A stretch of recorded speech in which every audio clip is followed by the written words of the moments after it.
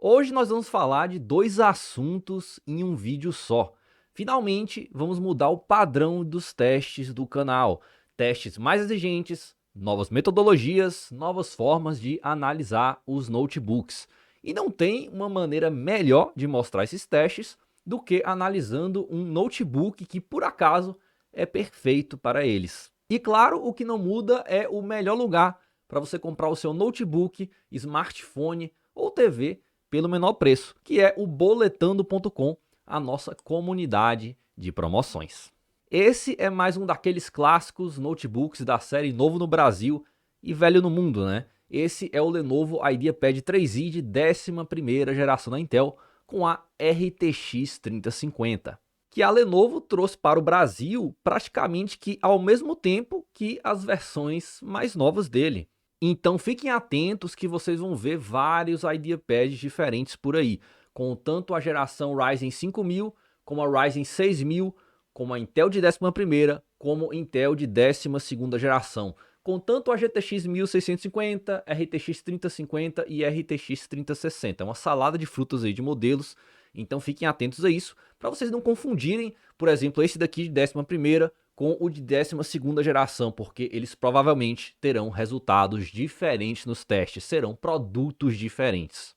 Aqui a gente tem o i5 11300H, que não deve ser confundido com o i5 11400H. São processadores bem diferentes. Enquanto o 11300H tem 4 núcleos, o 11400H tem 6 núcleos. E essa diferença de núcleos impacta muito no uso profissional. E para mostrar essa diferença, eu já apresento a vocês o nosso novo teste de renderização, que agora é muito mais pesado que o teste anterior e também conta com a versão mais nova do Blender.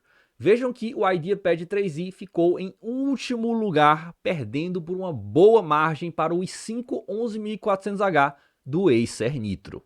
E essa coisa de perder para os outros segue nos jogos. E aproveitando que chegamos nesse assunto de jogos, vamos falar sobre os novos benchmarks. Temos novos jogos, configurações mais pesadas, mais informações e uma nova metodologia que vai mudar muito, pessoal, a forma que os notebooks são analisados aqui no canal. Antes da gente se aprofundar nos novos benchmarks, bora falar um pouquinho da preparação para os benchmarks e como os testes serão realizados daqui para frente. Quem acompanha o canal há mais tempo sabe que eu sempre dei prioridade em mostrar o potencial de cada notebook, ou seja, até onde ele consegue chegar. E para descobrir esse potencial, eu sempre fiz várias modificações.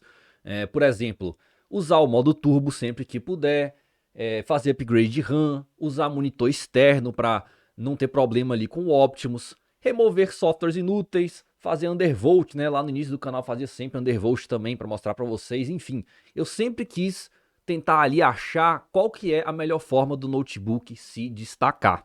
Algumas dessas modificações acabaram se tornando padrão dos meus testes. Se o notebook vinha com single channel, eu colocava dual channel. Se o notebook tinha modo turbo, eu executava os benchmarks com o modo turbo, né? E assim por diante. Acabou que eu fiquei fazendo isso com todos os notebooks. E aí que veio o problema, essa metodologia de testes foge completamente da realidade da maioria dos usuários.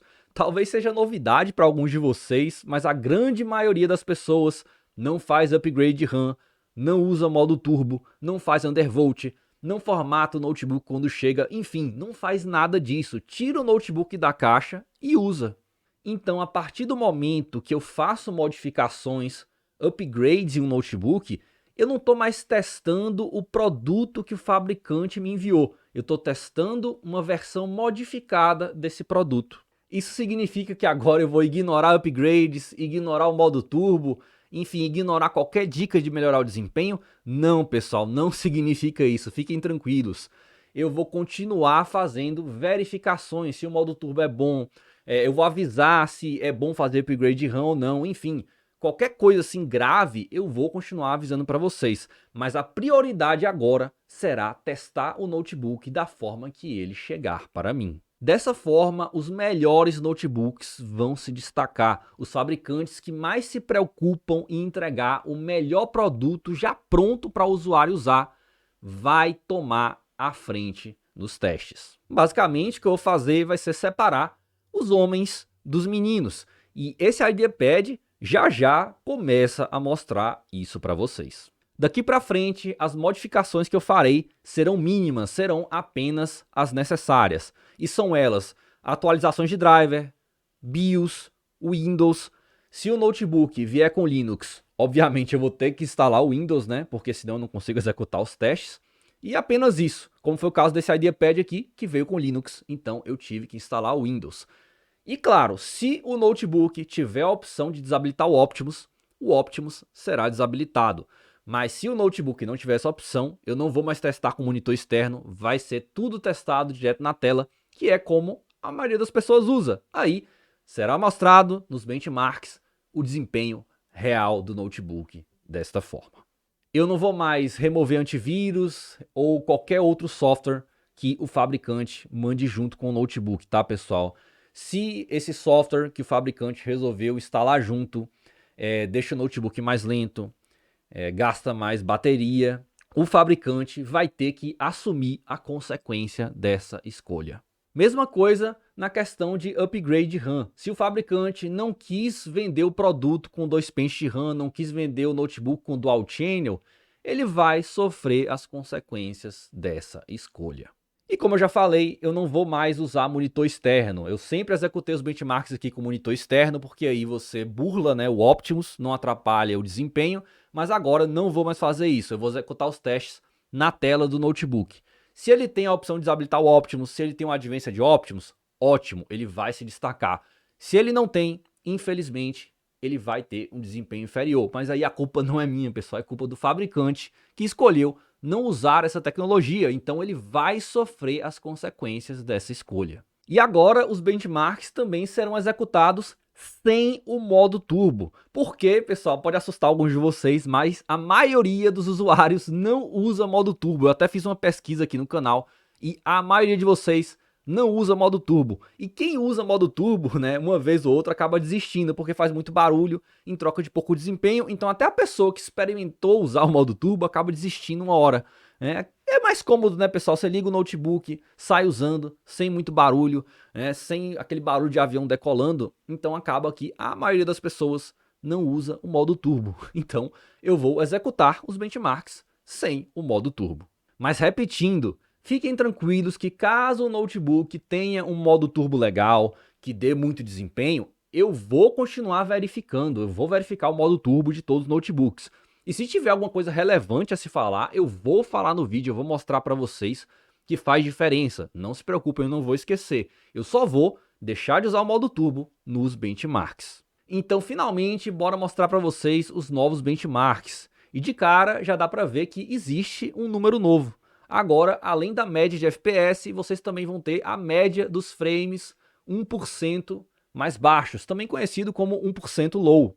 E para quem não conhece, para que serve esse número? Esse número mostra qual notebook tem mais fluidez nos jogos, ou seja, qual engasga menos, qual tem menos engasgadas aleatórias.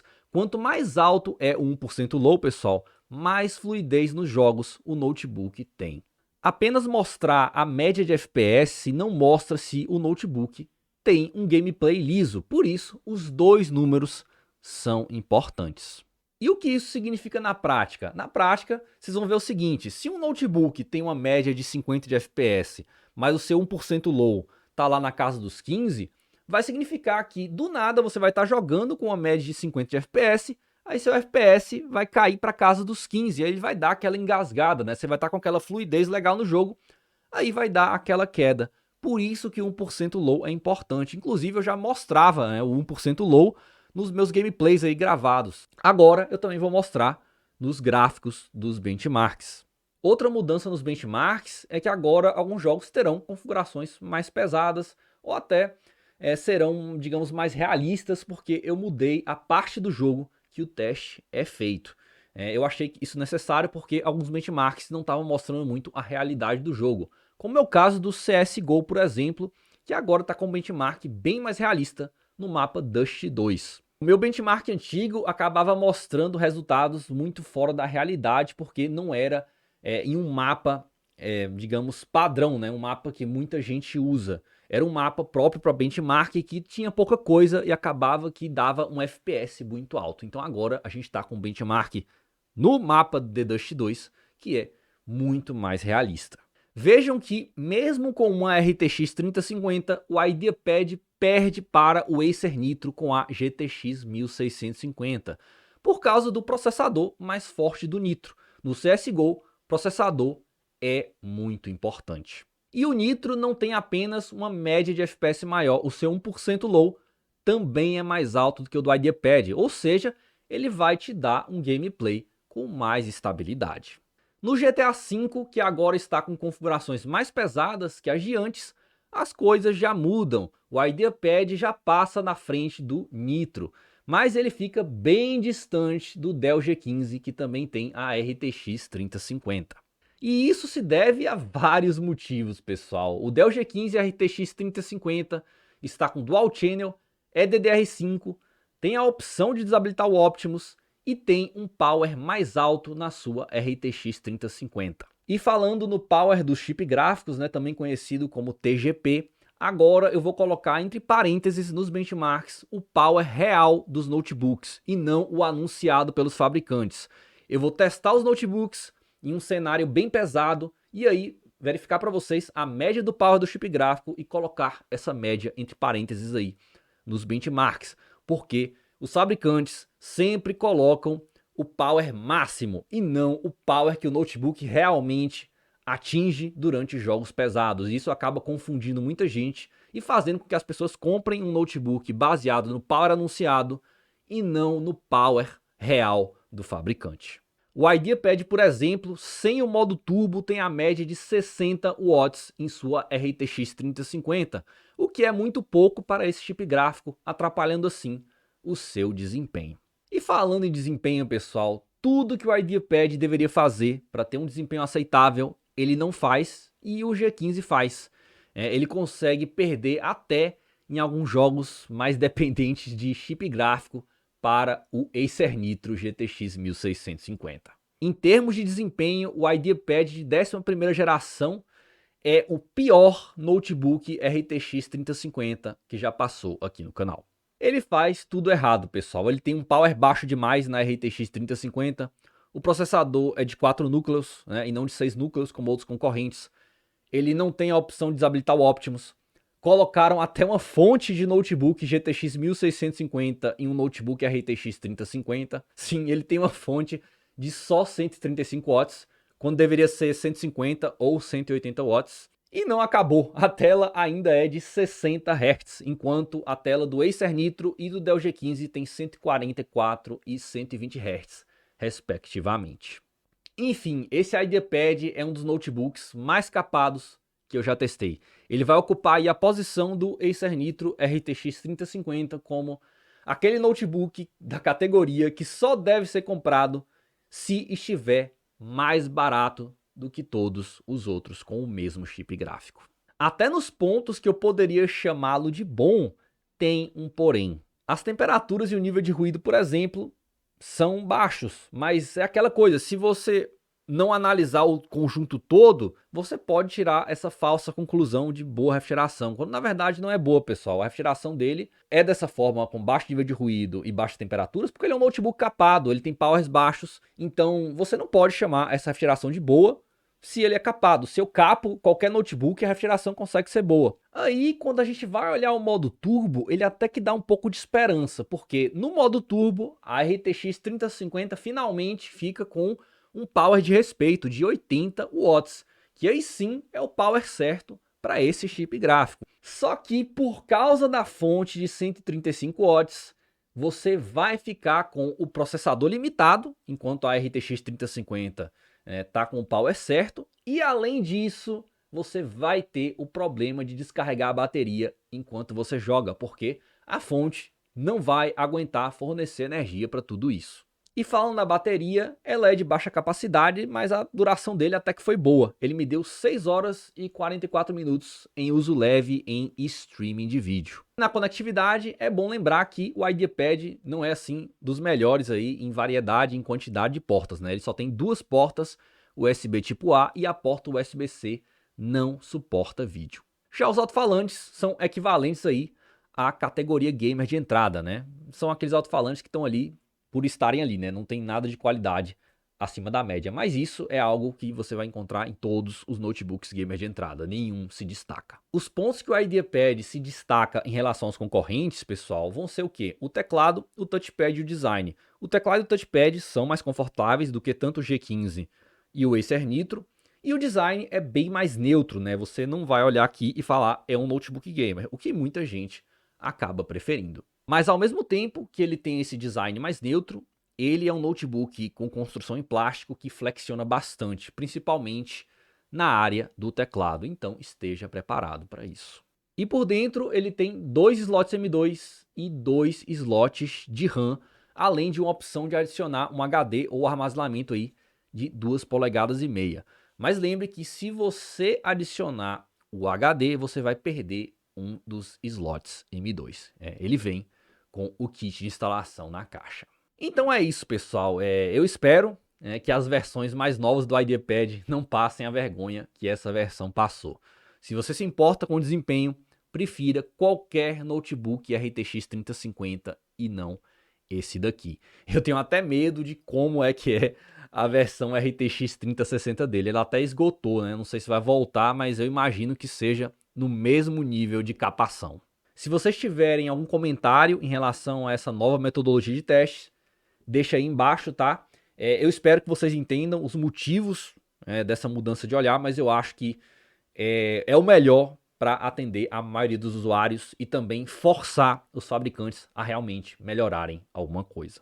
E outra coisa que eu acabo esquecendo de falar, mas eu deveria falar aqui mais vezes, para quem não sabe, eu vendo os notebooks depois que eu testo aqui no canal, tá, pessoal? Lá no meu Instagram. Então eu vou deixar o link aqui para vocês, techdan.com/bazar, para quem quiser comprar os notebooks que eu uso aqui nos vídeos. Eu sempre vendo por um preço abaixo da média de mercado. Então quem está aí procurando um notebook para comprar por um excelente preço, entra lá no meu Instagram que vai ter o bazar.